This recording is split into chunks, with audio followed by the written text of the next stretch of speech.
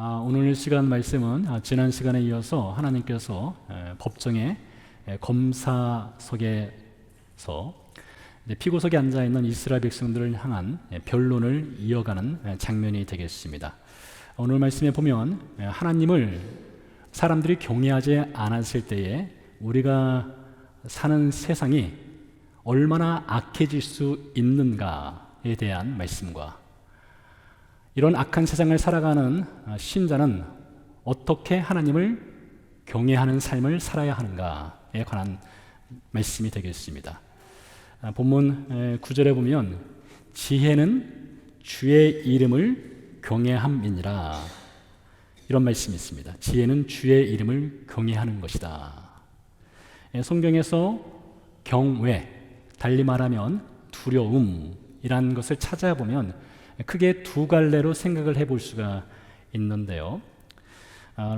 고대 유대 랍비들이 이 경외에 대해서 이 두 가지로 나누어서 이렇게 말을 했습니다. 첫 번째 경외는 죄를 범하면 하나님의 심판을 당할까 두려워서 하나님을 경외한다라는 사람들이 있다는 것입니다. 그러니 매 맞기 싫어서 하나님의 말씀 지켜 산다, 이렇게 볼 수가 있겠죠. 이러한 경외심을 랍비들은 소극적인 경외라고 불렀습니다. 혹은 수준 낮은 경외심이라고 하기도 했습니다. 또 다른 경외심은 하나님의 위대하심, 하나님의 존귀, 하나님의 영광, 하나님의 사랑을 깊이 숙고하고 거기에서 우러나오는 경외심이 있다는 것입니다.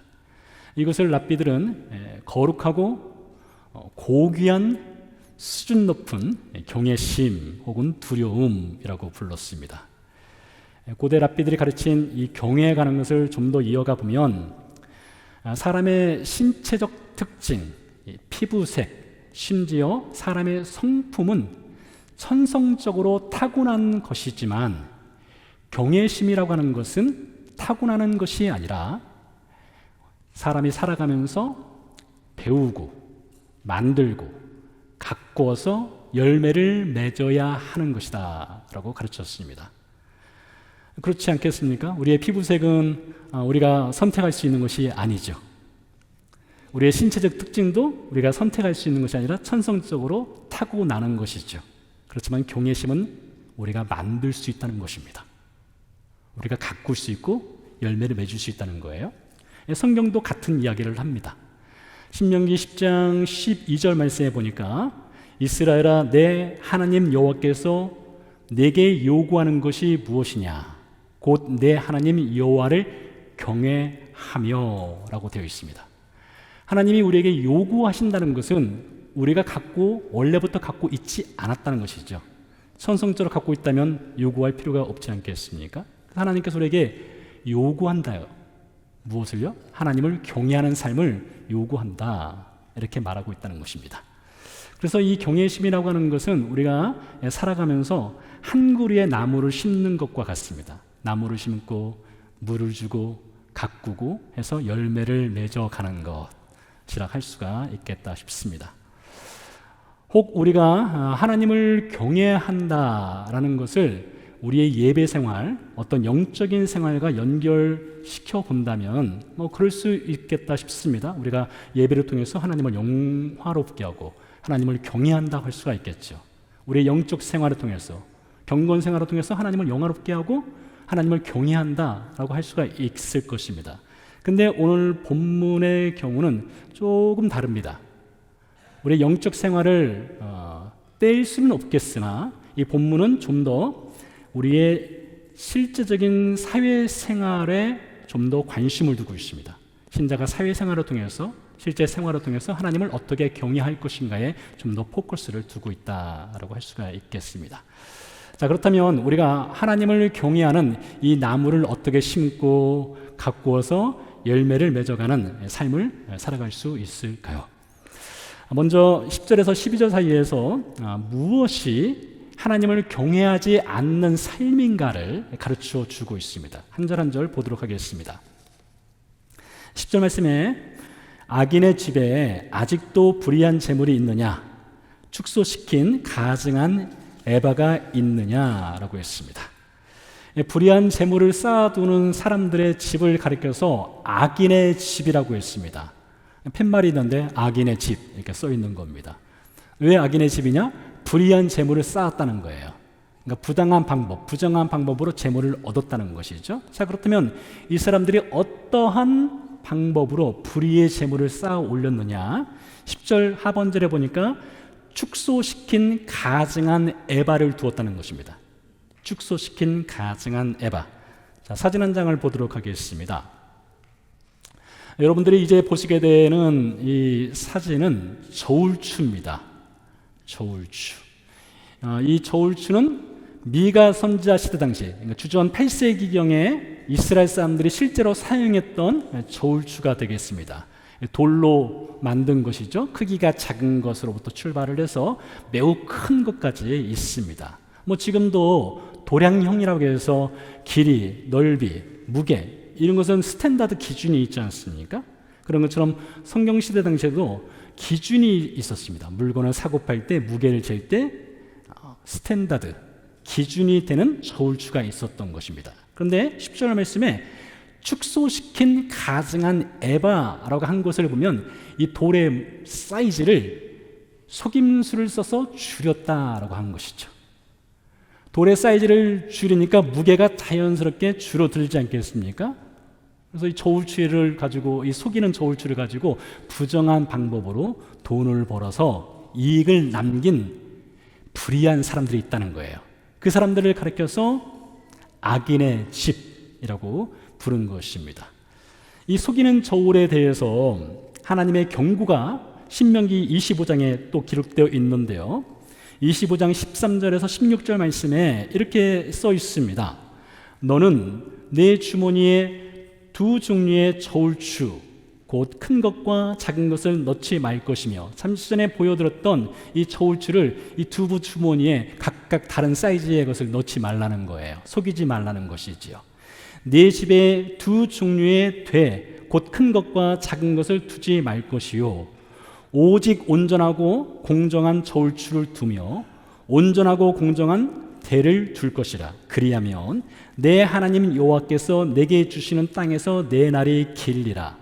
공정하게 정직하게 상거래를 하고 살면 하나님이 네 날을 길게 하실 것이다, 즉 복을 주실 것이다 라고 약속을 했습니다. 자, 이어서 보니까 이런 일들을 행하는 모든 자, 악을 행하는 모든 자는 내 하나님 여호와께 가증하니라. 속이는 저울추를 두는 사람, 그래서 불의한 재물을 얻는 사람은 하나님 보시기에 매우 가증한 사람이다. 오늘 10절로 연결시켜보면 악인의 집, 불의한 재물을 쌓는 사람들이다, 이렇게 볼 수 있다는 것이죠. 그렇게 해서 돈을 벌 수 있을 것 같습니다. 좀 더 많은 이익을 남길 수 있을 것 같아요. 그래서 흔히 말하는 부자가 될 수도 있겠지요. 높은 뜻 숭의교회를 담임하셨던 김동호 목사님께서 하신 말씀 중에 우리나라 사람들이 부자로 산다와 잘 산다를 같은 말로 오해하는 측면이 있다, 이런 말씀을 하신 적이 있어요. 우리가 부자 하면은 잘 사는 사람 이렇게 생각하지 않습니까? 그 사람 잘 살아 하면 제일 먼저 떠오르는 것이 뭐니 해도 머니가 떠오르죠. 그렇지 않습니까? 그래서 부자면 잘 산다, 이런 공식을 우리는 은연중에 갖고 있다는 것입니다. 근데 그렇지 않다는 거예요. 부자와 잘 사는 것은 분명히 다르다, 이렇게 말씀을 하신 것이 있습니다. 근데 성경도 그 얘기를 합니다. 성경은 돈이 많은 사람을 부자로 하느냐? 그렇지 않습니다. 성경은 잘 사는 사람은 돈이 많은 사람이다, 그렇게 말하냐? 그렇게 말하지 않습니다. 우리말 잘 산다 해서 잘이란 부사어를 성경 단어로 연결시켜서 찾아보면 성경에서는 good, 좋은 혹은 좋다로 연결해 볼 수 있을 것 같습니다. 성경에서 좋다, 좋은 이 단어가 첫 번째로 등장하는 장면은 창세기 1장입니다. 창세기 1장에 보면 하나님이 세상을 창조하신 후에 보시기에 좋았더라, 그 말씀을 하시죠. 굿, 좋다고 말씀하셨어요. 그리고 6일째 되는 날 창조를 마치신 후에는 보시기에 심히 좋았다, 이렇게 말씀하셨습니다. 이 좋다는 말을 히브리 말로 토부라고 합니다. 토부. 심히 좋았다 할 때는 토부 메오드라고 합니다. 토부 메오드, 이 말씀을 하셨어요. 근데 하나님이 보실 때 좋아야 좋은 것이라는 것이에요. 하나님이 보실 때 좋아야 잘 사는 것이란 거예요. 돈이 많아야 잘 사는 것도 아니고, 돈이 없으면 못 사는 것도 아니고, 하나님이 보실 때 좋아야 잘 사는 것이고, 하나님이 보시기에 좋아야 부자라는 것이에요. 이거 성경이 말하는 것이에요. 좀 더 구체적으로 이 잘 산다는 것 혹은 부자로 산다는 것을 성경이 무엇이라고 말하는지를 시편 1편으로 연결을 좀 해보도록 하겠습니다. 시편 1편 우리가 잘 알고 있는 시죠. 시편 1편은 이렇게 시작을 합니다.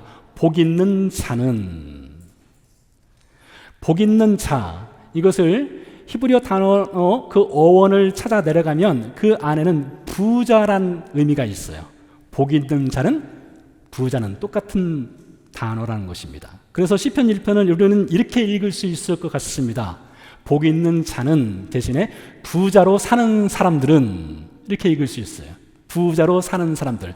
자, 그럼 성경에서 특별히 시편 1편에서 부자는 어떤 사람들인가? 자, 말씀을 들어보세요. 부자로 사는 사람 혹은 잘 사는 사람들은 악인의 계획을 따르지 않습니다.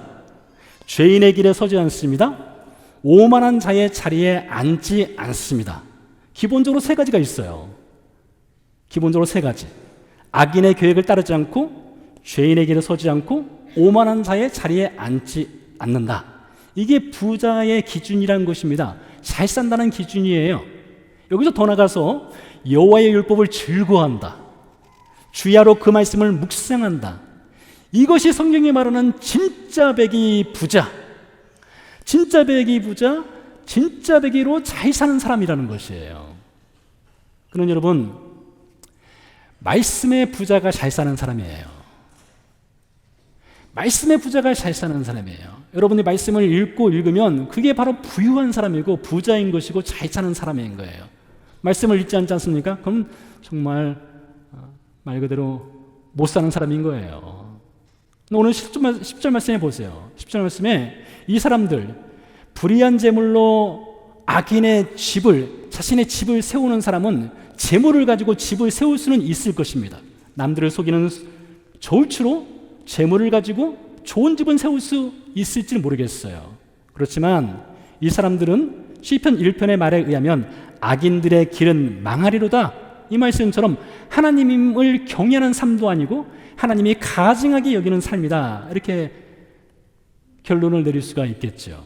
자, 그렇다면 첫 번째로 어떤 사람들이 하나님을 경외하지 않는 사람들이냐? 불의한 재물로 남을 속여서 불의한 재물을 얻어 자신의 집을 세우는 사람들, 이 사람들은 하나님을 경외하는 사람들이 아니다라고 할 수가 있겠습니다. 11절로 넘어가겠습니다. 내가 만일 부정한 저울을 썼거나 주머니에 거짓 저울추를 두었으면 깨끗하겠느냐? 여기서 내가는 하나님을 가리킵니다. 하나님이 1인칭 대명사로 말씀하시는 거예요. 여러분, 이런 상상이 가능하겠습니까? 하나님이 두 주머니에, 한쪽 주머니에는 큰 저울추, 한쪽 주머니에는 작은 저울추를 두고 사람을 속이시는 하나님. 우리 하나님 그런 분이 아니시죠. 하나님은 거룩하신 분입니다. 하나님은 공의로우신 분이고 정의로우신 분이시죠. 그래서 레위기서에 보면 내가 거룩하니 너희도 거룩하라, 하나님이 거룩을 명령하실 수 있는 이유는 그분이 거룩하시기 때문에 거룩을 명령할 수 있는 것이죠. 자, 그렇다면 여기에서 누가 하나님을 경외하는 사람이냐, 이것을 우리가 배울 수 있어요. 누가 하나님을 경외하는 사람입니까? 양쪽 주머니에 똑같은 저울추를 두는 사람인 거예요. 정직한 사람입니다. 부정한 방법으로 남들을 속이지 않는 사람들이 하나님을 경외하는 사람이라고 11절에서 우리에게 가르쳐주고 있습니다. 12절로 넘어가겠습니다. 그 부자들은 강포가 가득하였고 그 주민들은 거짓을 말하니 그 혀가 입에서 거짓되도다. 자, 이 말씀은 두 개의 카테고리로 나눌 수 있는데요. 첫 번째 카테고리는 부자에 관한 것입니다. 부자들은 강포가 가득하였다. 이 강포란 말은 폭력적이다, 이런 뜻이 있는데요. 부자들이 불의한 재물로 돈을 법니다. 돈의 힘, 여러분 잘 아시죠? 얼마나 막강합니까? 돈처럼 막강한 힘이 또 있을까 싶습니다. 이 돈의 힘, 이 막강한 돈의 힘으로 폭력을 행사한다는 거예요. 그런 부자들이 있다는 것이고요. 두 번째는 이 부자들이 행하는 폭력적인 그 강포에 한 통속이 되어서 거짓을 일삼는 평범한 시민들이 있다는 것입니다. 여러분, 이것이 오늘날 우리가 살아가고 있는 세상의 모습입니다. 오늘날 사회를 보십시오. 정의와 공의보다 이익의 숫자를 먼저 따지는, 먼저 우선시하는 악이 성행하고 있습니다. 그런데 그것에 대해서 우리는 얼마나 감각이 깨어 있습니까? 권력자들의 비리, 불법, 불의가 성행하더라도 집단이나 개인이나 가정이나 그것이 자신과 큰 관계가 없으면 관심을 두지 않습니다. 그리고 자신에게 이익이 된다면 그것을 응원하기까지 합니다. 그래서 도덕과 양심이 죽어가고 있는 시대가 오늘날 우리가 살아가고 있는 세상의 모습이지요. 그런데 오늘날뿐만 아니라 미가 선지자 시대도 당시에도 마찬가지였습니다. 불의한 재물로 돈의 힘을 얻고 그 힘으로 폭력을 행사하고 그 불의한 재물을 얻은 부자들에게 합세해서 같이 거짓을 행해서 무엇인가 콩고물을 얻고자 하는 그런 평범한 시민들이 있었다, 이것이죠. 그들은 자신들이 자유롭다고 생각했다. 밀턴 마이어가 쓴 책입니다. 이 책의 내용은 이렇습니다. 책은 2차 세계대전 당시 독일 나치에 의해서 600만 명 이상의 유대인들이 학살당할 당시 도대체 독일인들은 무엇을 했는가? 이게 질문입니다. 아우슈비츠에서 수많은 사람들이 죽어나가고 있을 때 도대체 독일 평범한 시민들은 무엇을 했는가? 책의 결론은 그들은 눈 감아버렸다, 이것입니다. 그들은 침묵을 지켰다는 거예요. 보고도 알고도 눈을 감고 무시하고 간과하였다. 왜요? 그것이 그들에게 직접적인 피해가 오지 않기 때문에 그것을 눈 감아버렸다. 이것이 책이 고발하는 내용입니다. 이 평범한 독일 사람들의 삶이었다는 거예요. 이와 관련해서 2023년 아카데미 5개 부문에 노미네이트된 영화가 있습니다. 영화의 제목은 존 오브 인터레스트입니다. 사진을 좀 띄워주시겠습니까?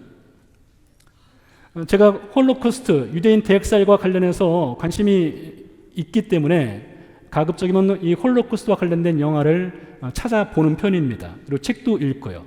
근데 지금까지 제가 책도 읽고 영화도 꽤 봤는데 2023년에 나온 존 오브 인터레스트, 이 영화만큼 충격적인 영화는 없었습니다. 이 영화는 어떤 내용이냐? 이 영화는 지금 사진에서 보다시피 잔디밭에서 평범한 독일 사람들이 아주 평화롭게 살아가고 있는 한 장면을 보여주는 것입니다. 그들의 일상생활이에요. 아침에 일어나서 밥 먹고 아이들은 학교 가고 주말이 되면 놀러 가고 취미생활 즐기고 사람들 초대해서 파티하고 아주 평범한, 우리와 똑같은 평범한 사람들을 삶을 살아가는 독일 평범한 사람들의 일상을 보여줍니다. 근데 여러분 혹시 잘 보이실지 모르겠으나 이 사람들이 지금 서 있는 이 잔디밭 뒤편으로 붉은색 지붕이 보일 겁니다. 저것이 어디냐? 바로 아우슈비츠 수용소입니다. 폴란드에 있었던 수용소죠. 가장 최악의 수용소였어요. 그대로 보시면은 구름이 보이고요. 구름과 집 사이, 지붕 사이에 검은색 연기가 어느 정도 보일 것입니다. 저 연기가 어떤 연기일까요?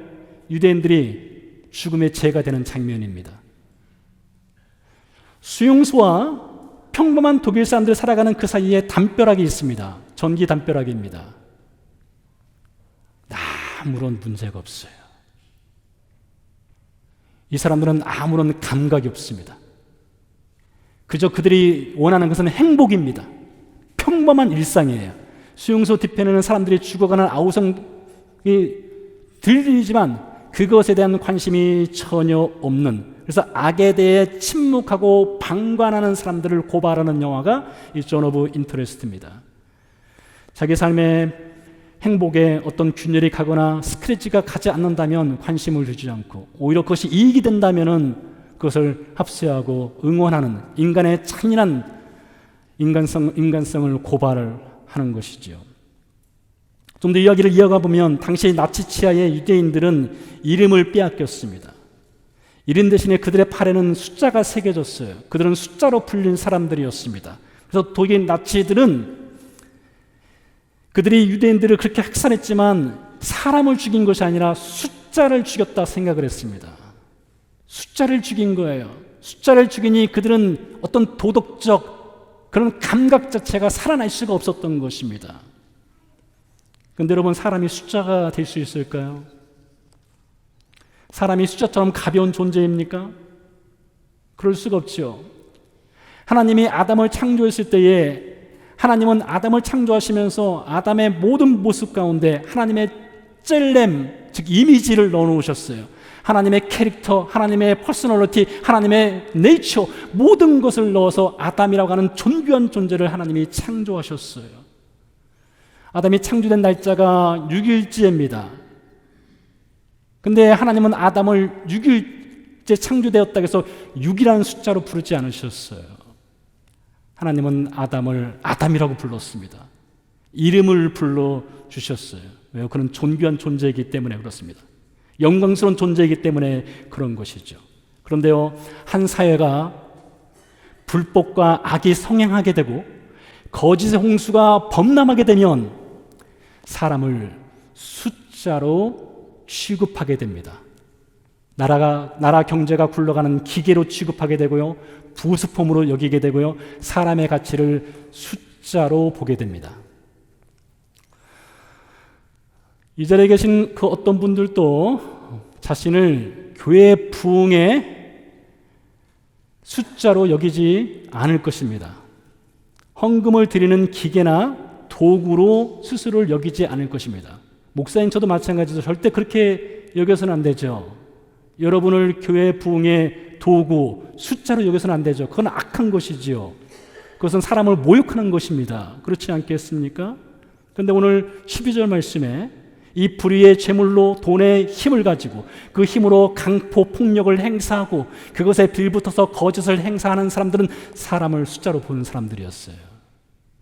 그저 도구로 보는 사람들이었습니다. 그것이 바로 하나님을 경외하지 않는 사람들의 모습이라는 것입니다.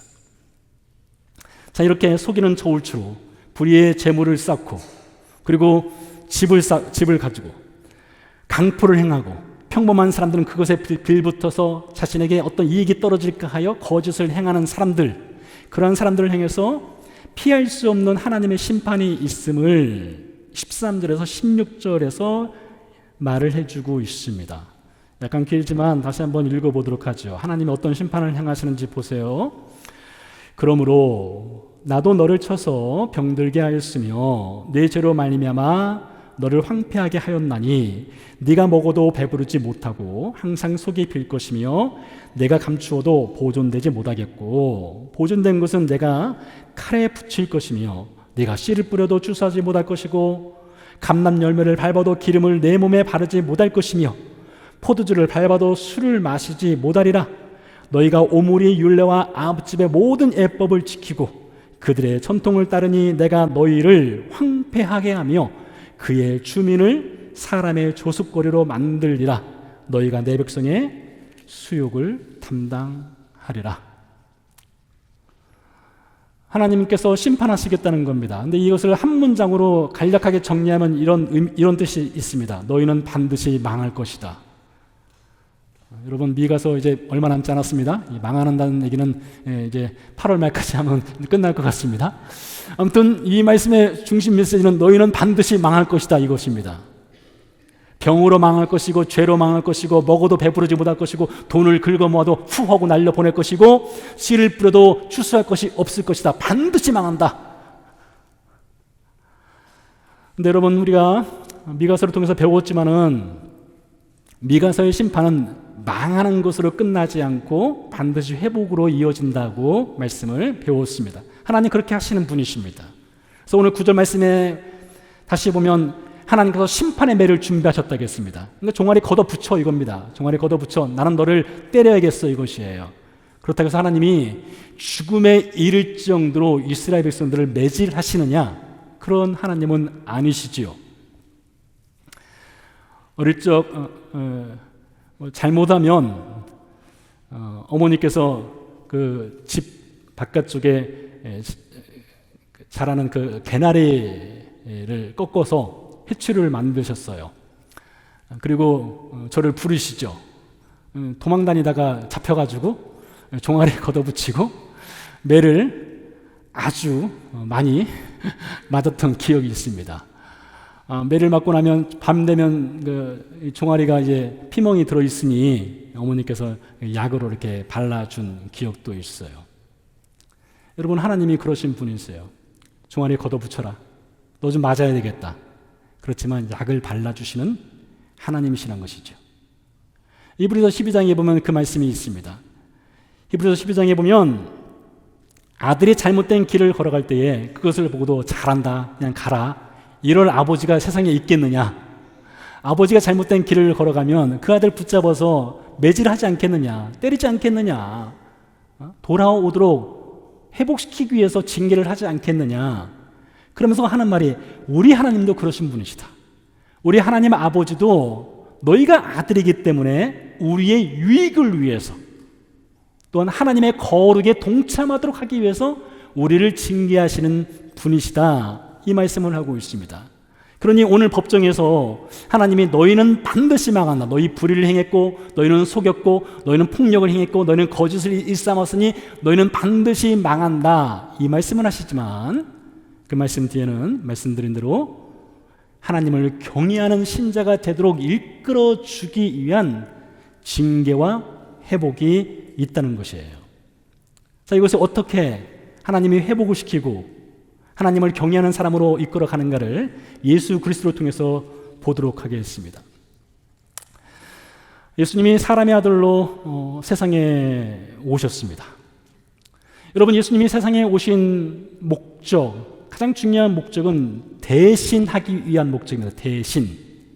이 대신이라는 것은 예수님이 우리 대신에 당신의 종아리를 걷어붙이는 것입니다. 우리 대신에 당신이 매를 맞으시는 거예요. 그것을 고린도후서 5장 21절은 이렇게 증언합니다. 하나님이 죄를 알지도 못하신 이를, 자, 죄를 알지 못하시는 이, 즉 예수님이시죠. 우리를 대신하여, 참 중요한 말입니다. 우리를 대신하였다. 죄로 삼으신 것은 우리로 하여금 그 안에서 하나님의 의가 되게 하려 하심이라 하였습니다. 그런 여러분, 예수님이 종아리를 걷어붙이시고 우리 대신에 불의를 행하고 거짓을 행하고 강포를 행하고 폭력을 일삼는 속이는 우리 대신에 그분이 대신 매를 맞으셨다는 거예요. 그리고 우리 안에 새겨져 있던 죄인이라는 주운 골씨를 예수님의 십자가의 보혈로 덮어주셨어요. 그것을 믿는 신자를 가리켜서 구원받은 신자라고 성경은 가르칩니다. 근데 여러분, 여기서 중요한 것이 있습니다. 우리가 예수 그리스도를 통해서 예수님이 대신 우리 대신에 죄의 종아리를 걷어붙이시고 우리 대신에 매를 맞으시고 십자가에서 죽으심으로 우리를 구원하신 이 사건이 신자에게 구원의 완성인가? 이 질문입니다. 여러분 잘 들어보세요. 우리가 예수 그리스도를 십자가에서 죽으신 예수 그리스도를 믿었다라고 말할 때 그것이 구원의 끝이냐? 구원의 완성이냐라고 묻는다면 성경은 그것이 절대 아니다. 이것을 가르칩니다. 그것은 구원의 완성이 아니에요. 구원의 끝이 아닙니다. 그것은 구원의 시작입니다. 우리가 예수님을 믿습니다. 이것은 구원의 시작이에요. 왜요? 왜 이렇게 말할 수 있을까요? 자, 출애굽기를 보십시오. 이스라엘 백성들이 400년 노예 생활을 마치고 애굽에서 떠났습니다. 이 출애굽한 것을 흔히 구원이라고 말을 합니다. 근데 거기서 끝인가요? 아니죠. 그들은 홍해를 건너야 했고요, 광야 40년 험악한 생활을 해야 됐고요, 가나안 땅으로 들어가는 여정이 있었습니다. 그와 같이 십자가는 구원의 끝이 아닙니다. 십자가는 구원의 시작인 거예요. 그래서 이 십자가를 통해서 우리는 새 생명을 얻고 그 골고다에서 새롭게 태어난 것입니다. 새롭게 태어난 우리에게 예수 그리스도의 생명이 주어지고, 그리고 우리는 그때부터 나무 한 그루를 심는 거예요. 서두에 말씀드린 하나님을 경외함이란 나무 한 그루를 심은 것입니다. 그리고 우리는 신앙생활을 해가면서 그 나무에 물을 주고 그 나무를 가꾸면서 열매를 맺도록 자라도록 우리가 그 나무를 갖고 가는 삶을 살고 있다, 이렇게 말씀드릴 수가 있다는 것입니다. 우리나라 방송 중에 유퀴즈 온 더 플로어라는 방송이 있습니다. 그 방송에 자세히 보아야 예쁘다, 오래 보아야 사랑스럽다, 너도 그렇다, 아주 유명한 시입니다. 자세히 보아야 예쁘다, 오래 보아야 사랑스럽다, 너도 그렇다. 이 풀꽃이란 시인데요, 이 시를 쓰신 분은 나태주 시인입니다. 제 고향 부여에서 약간 이쪽에 공주분이라서 더 친밀감이 있습니다. 네. 이 나태주 시인이 쓴 시인데, 이 나태주 시인의 딸 서울대 교수인 남인혜 교수가 유퀴즈 온 더 플로어에 출연한 적이 있습니다. 근데 마지막 장면에 가서 이런 얘기를 하더라고요. 아버지인 나태주 시인이 세상을 떠나게 되면 묘에 묘비명을 새겨 놓을 텐데, 그 묘비명에 대한 이야기입니다. 자, 묘비명에 뭐라고 쓰는지 보세요. 이렇게 쓴다고 했습니다. 많이 보고 싶겠지만 조금만 참자. 이게 묘비명이에요. 많이 보고 싶겠지만 조금만 참자. 왜 이런 묘비명을 쓰려 하십니까? 라고 나태주 시인에게 물었더니 말하기를, 우리 아들이 그리고 우리 딸이 아버지 보고 싶어요. 아버지 보고 싶어 묘를 찾아오겠지요. 그래, 조금만 참아라. 너도 조금 있으면 죽을 거니까. 그런 의미가 담겨 있대요. 조금만 참자. 이 말은 너도 죽어. 걱정하지 마. 곧 만나게 돼 있어. 이런 의미가 담겨 있다는 거예요. 그런데요, 이 조금만 참자를 이 딸 남인혜 교수가 아주 기가 막히게 해석을 했습니다. 참 해석이 중요한 것 같아요. 이렇게 해석을 했어요. 조금만 참자. 그 안에는 죽음을 기억해라. 너는 필멸자야. 너는 사라질 거야. 그렇기 때문에 오늘이란 사라질 한날을 소중히 여겨라. 오늘을 잘 살아내라. 이것이 조금만 참자, 거기에 담겨 있는 의미라고 해석을 하더라고요. 근데 여러분, 예수님의 삶이 그랬어요.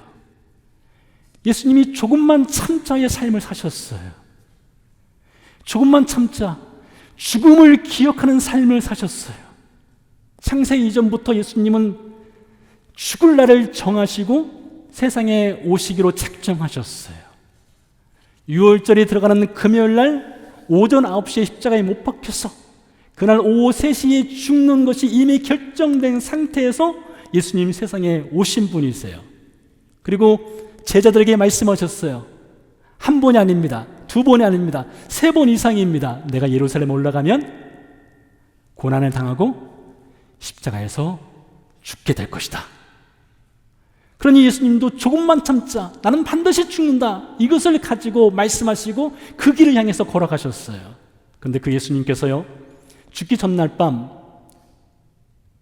요한복음 10장에 보니까 이런 기도를 하셨어요. 다른 마태복음이나 다른 복음서에서는 아버지와 할 만하시거든 이 잔을 내게서 옮기옵소서, 그러나 나의 원대로 마옵시고 아버지의 뜻대로 되기를 원합니다, 이 기도를 하셨지만 요한복음 10장에서의 기도는 상당히 달라요. 이렇게 기도하셨어요. 아버지께 말씀하시기를 아버지를 제가 영화롭게 하였습니다. 이 기도를 합니다. 기도가 다르죠? 아버지를 영화롭게 하였습니다. 도대체 무슨 말씀입니까? 어떻게 예수님이 아버지를 영화롭게 하였다는 것입니까? 예수님이 거룩한 성전에서 두 손 들고 찬양한 것이 하나님을 영화롭게 한 것이었을까요? 거룩한 예배를 드리는 것이 하나님을 영화롭게 한 것이었을까요? 네, 그런 측면도 있겠지만 예수님이 하나님을 영화롭게 하였다는 것은 예수님이 십자가까지 이른 그날까지의 매일 하루의 삶을 예수님 사랑으로 사셨어요. 예수님이 사랑하지 않은 인생이 없었습니다. 돌을 던져도 사랑하셨습니다. 비난해도 사랑했습니다. 그리고 요한복음 13장 1절에서는 이렇게 말씀하시죠. 예수께서 아버지께로 갈 때가 가까운 줄 아시고 세상에 있는 자기 사람들을 사랑하시되 끝까지 사랑하시느니라. 그러니까 예수님의 매일의 삶이 사랑으로 채워져 있었던 거예요. 그것이 하나님을 영화롭게 하는 것이었습니다. 그 영화롭게 하는 삶을 사신 예수님께서 요한복음 15장에 보니까 스스로를 이렇게 말씀하십니다. 나는 참 포도나무요 내 아버지는 농부라 했습니다. 자, 그러니 여기 예수 나무가 있습니다. 예수 포도나무가 있어요. 하나님은 농부이세요. 그리고 그 말씀에 보면 예수 포도나무에 우리 신자들은 가지로 붙어 있대요. 이 가지된 신자들을 향해서 예수님이 말씀하십니다. 너희가 열매를 많이 맺으면 내 아버지께서 영광을 받으실 것이다.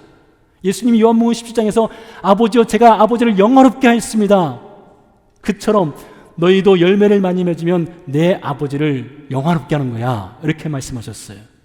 근데 도대체 하나님을 영화롭게 하고 하나님께 영광을 돌린다는 것이 무엇이냐고 묻는다면 예수님이 요한복음 15장에서 답을 주셨습니다. 하나님이 영광 받으시는 열매, 하나님을 영화롭게 하는 것, 좀 더 오늘 말씀에 비추어서 본다면 하나님을 경외한다는 것이 무엇이냐? 그것은 내가 너희를 사랑한 것 같이 너희도 서로 사랑하라. 다른 것이 아니란 거예요. 사랑의 열매를 맺는 것이 하나님을 영화롭게 하는 것이고 하나님을 영광스럽게 하는 것이고 하나님을 경외하는 것이다. 이 말씀을 하신 것입니다. 여러분, 고대 랍비들이 이렇게 가르쳤습니다. 하나님을 경외한다는 것이 무엇이냐? 하나님을 경외한다는 것은 네 이웃을 네 자신처럼 사랑하는 것이다. 이렇게 가르쳤어요. 예수님의 말씀과 결이 같은 것이지요. 예수님 말씀대로 사랑한다면, 형제자매를 사랑한다면 불의를 행할 수 없지요. 속이는 저울추를 쓸 수 없지요. 언어 폭력이든 신체적 폭력이든 폭력을 행사할 수가 없지요. 형제자매에게 거짓의 말을 할 수가 없지요. 사랑한다면 그렇게 할 수가 없지요. 하나님을 경외하는 삶이 무엇입니까? 하나님을 경외하는 삶은 불의를 행하지 않는 것입니다. 속이는 저울추를 쓰지 않는 것입니다. 폭력을 행사하지 않는 것입니다. 거짓의 말을 하지 않는 것입니다. 거기서 끝이 아닙니다. 서로 사랑하는 것입니다. 함께 기도하도록 하겠습니다.